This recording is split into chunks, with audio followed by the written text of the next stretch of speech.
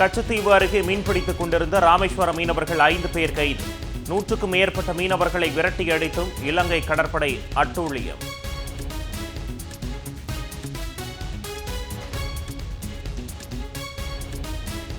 புவி கண்காணிப்புக்காக இஸ்ரோ நாசா தயாரித்த நிசார் செயற்கைக்கோள் GSLV F-16 ராக்கெட் மூலம் நாளை விண்ணில் செலுத்தப்படுகிறது.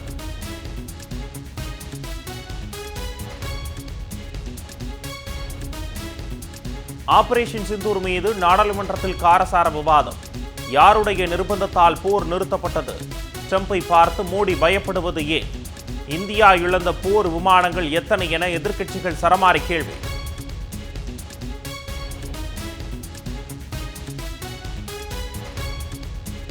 பகல்காம் தாக்குதலுக்கு உள்துறை அமைச்சர் அமித்ஷா தான் பொறுப்பு. தீவிரவாதிகள் ஊடுருவியது எப்படி என ஒன்றிய அரசு விளக்கம் அளிக்க வேண்டும் என்றும் எதிர்க்கட்சிகள் வலியுறுத்தல்.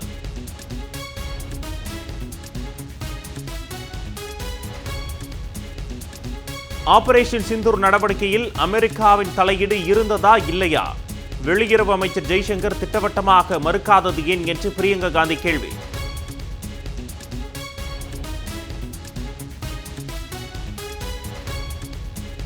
ஆபரேஷன் சிந்தூர் மீதான விவாதத்தில் இன்று பதிலளிக்கிறார் பிரதமர் மோடி. ஒன்றிய உள்துறை அமைச்சர் அமித்ஷாவும் விளக்கமளிக்க உள்ளதாக தகவல்.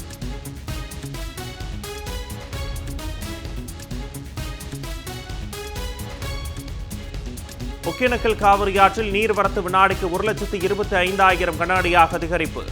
கர்நாடக அணைகளில் இருந்து 2 லட்சம் கன அடி வரை உபரி நீர் திறக்கப்பட வாய்ப்புள்ளதாக தகவல்.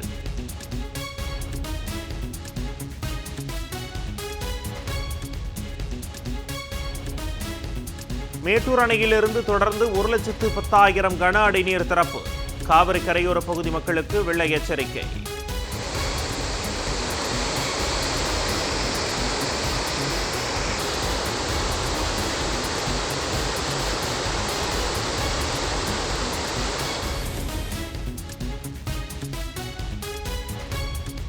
நீர்வரத்து அதிகரிப்பால் கடல் போல் காட்சியளிக்கும் திருச்சி முக்கொம்பு அணை. காவிரி ஆற்றின் அருகே பொதுமக்கள் செல்லக்கூடாது என எச்சரிக்கை.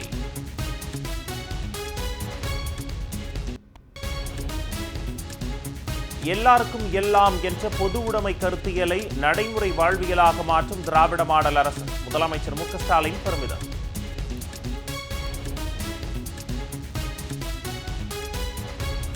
ஆளுநர் RN ரவி வழக்கில் வழங்கிய தீர்ப்புக்கு எதிராக குடியரசுத் தலைவர் மூலம் தாக்கல் செய்த மனுவை திருப்பி அனுப்ப வேண்டும். உச்சநீதிமன்றத்தில் தமிழ்நாடு அரசு பதில் மனு தாக்கல். உச்சநீதிமன்ற தீர்ப்பை மீறும் வகையில் குடியரசுத் தலைவர் மூலம் இந்த கேள்விகள் எழுப்பப்பட்டுள்ளதாகவும் தமிழ்நாடு அரசு குற்றச்சாட்டு.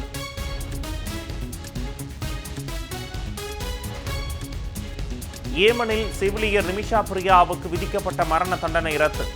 ஏமன் தலைநகர் சனாவில் நடந்த பேச்சுவார்த்தையில் முடிவு என தகவல்.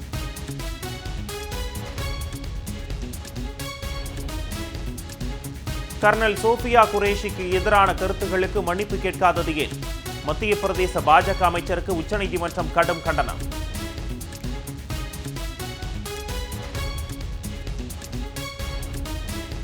சென்னை மாநகராட்சியில் கழிவுநீர் அகற்றும் பணிக்கு நவீன தொழில்நுட்பம் கொண்ட ரோபோக்கள். கேமரா, வாட்டர் ஜெட்ஸ் கைகளுடன் கூடிய ரோபோக்களை பயன்படுத்த முடிவு.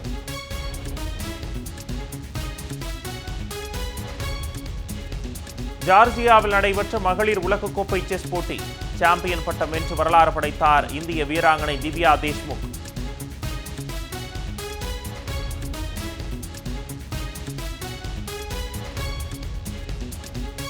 தாய்லாந்து கம்போடியா இடையே போர் நிறுத்த ஒப்பந்தம். மலேசியாவில் நடந்த அமைதி பேச்சுவார்த்தையில் உடன்பாடு.